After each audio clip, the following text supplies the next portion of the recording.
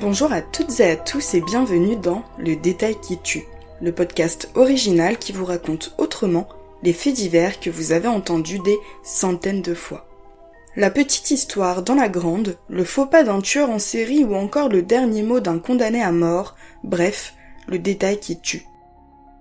Aujourd'hui, nous vous proposons de découvrir une facette méconnue de la personnalité du monstre belge, Marc Dutroux. C'est une maison en briques, mitoyenne, banale, dans la commune bien tranquille de Marcinelle, près de Charleroi, en Belgique. C'est pourtant à l'intérieur de ces murs que Julie, Mélissa, Anne, Ève, Sabine et Laetitia, âgées de 8 à 19 ans, ont vécu l'enfer, enlevées, séquestrées et violées par un homme du nom de Marc Dutroux. En août 1996, Dutroux est finalement confondu. Il conduit alors les enquêteurs à la maison de l'horreur. Derrière une fausse porte menant à la cave, Sabine, 12 ans, et Laetitia, 14 ans, sont retrouvées sauves dans une cache aménagée de façon particulièrement cruelle. Les 4 autres victimes n'ont pas survécu à leur séjour dans l'antre du pédophile. L'affaire bouleverse le pays entier, surtout qu'on découvre au prédateur plusieurs complices, et notamment sa femme, Michèle Martin. Marc Dutroux est condamné en 2004 à la réclusion criminelle à perpétuité, mais le souvenir de ces crimes hante à jamais la Belgique, et tout particulièrement la ville de Marcinelle. Depuis, la demeure de Dutroux laissée à l'abandon a été visitée librement par quelques explorateurs du morbide. Ils y ont découvert des éléments troublants sur la personnalité et le quotidien de celui qui a traumatisé tout un pays. Nous vous proposons d'y faire un tour dans cet épisode de votre podcast. Au début des années 1980, Marc Dutroux, électricien de profession, s'installe à Marcinelle, une commune de Charleroi, avec sa nouvelle femme, Michèle Martin. Entre 1983 et 1985, le couple diabolique commet une première série d'enlèvements de jeunes filles originaires de l'Europe de l'Est. Ils sont condamnés à des peines de prison et retrouvent la liberté au début des années 1990 pour mieux reprendre leurs méfaits.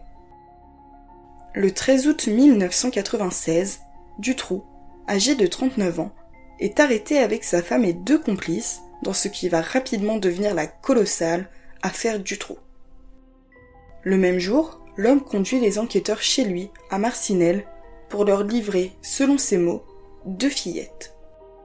Derrière une lourde étagère pivotante au mécanisme raffiné, un escalier de 11 marches mène à la cave où se trouve une cache, flanquée d'une cage en fer comme un véritable donjon.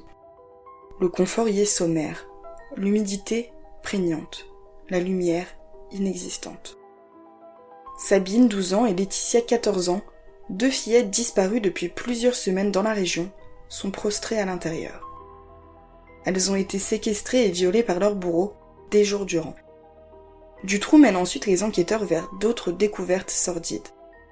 Julie et Mélissa, 8 ans, disparues au cours de l'année 1995, ont été enterrées sur la seconde propriété du pédophile, à Sars-la-Bussière, près de la frontière française. Elles aussi avaient séjourné des semaines durant dans la terrible cave, avant d'y mourir de faim.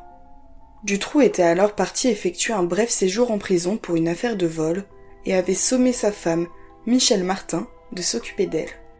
Elle n'a nourri les fillettes qu'une seule fois en l'espace de 3 mois. Anne et Ève, 2 adolescentes de 17 et 19 ans, enlevées et droguées en août 1995, ont, elles, été enterrées vivantes. Il n'y avait plus de place dans la cache, alors occupée par Julie et Mélissa, pour les garder. Depuis l'incarcération de celui que l'on appelle alors le monstre belge, l'affaire Dutroux n'a cessé de hanter les esprits, car il reste aussi de terribles souvenirs de ces crimes atroces sur le territoire wallon. Ce sont les maisons de Dutroux, laissées à l'abandon depuis les dernières perquisitions. Celle de Marcinelle, qui possède la terrible cache, trônait encore jusqu'en juin 2022, en plein centre de cette commune, aux grandes dames des passants, confrontés à l'horreur tous les jours. Mais certains curieux n'ont pas pu s'empêcher d'aller y faire un tour, plus ou moins légalement. Leurs découvertes sont glaçantes. À Marcinelle, les explorateurs urbains ont filmé, au fil des années, leurs exploits pour faire découvrir aux internautes l'intérieur de la maison de l'horreur. Tout a été laissé intact, figé dans l'ambiance des années 1990. Et ce, même si l'habitation a été sérieusement ébranlée pour les besoins de l'enquête. On retrouve encore les affaires personnelles du tueur, les lits de ses enfants et la terrible porte cachée menant à la cave de l'enfer et sa cruelle prison.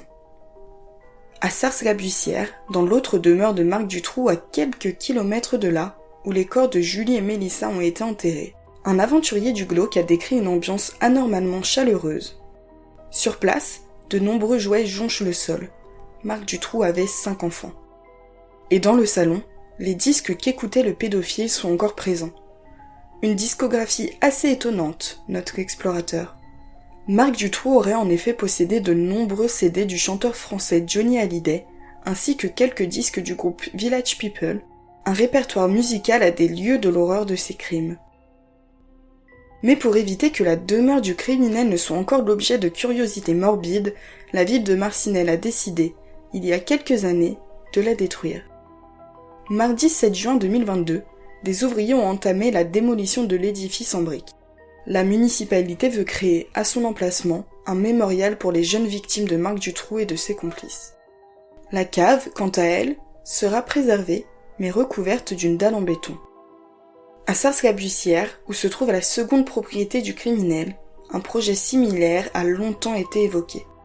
Mais aujourd'hui encore, la maison du pédophile défigure toujours le paysage de la commune, abandonnée et gagnée par la végétation, 26 ans après les drames. Condamné à la réclusion criminelle à perpétuité en 2004, Marc Dutroux est incarcéré à la prison de Nivelles, en Belgique. En 2018, il a fait savoir qu'il souhaitait bénéficier d'une libération conditionnelle. L'avocat du tueur en série explique à la presse que son client, âgé de 65 ans, serait dépressif et au fond du gouffre à la perspective de passer le restant de ses jours en prison. Pour les experts, toutefois, Marc Dutroux demeure un psychopathe qui présente un risque élevé de récidive. Sa demande n'a donc que peu de chances d'aboutir. La femme du monstre belge, Michel Martin, condamnée à 15 ans de prison, a quant à elle bénéficié d'une libération conditionnelle en 2012 et chercherait en ce moment du travail dans le domaine du droit. Auditeurs, auditrices, c'est la fin de cet épisode du Détail qui tue, un podcast original Hérold raconté par Camille Dorcy et produit par Éléonore Bougnol. On se retrouve dans 2 semaines pour une nouvelle chronique de faits divers, de secrets et d'histoires enfouies. En attendant, retrouvez-nous sur notre site enquêtedevérité.fr.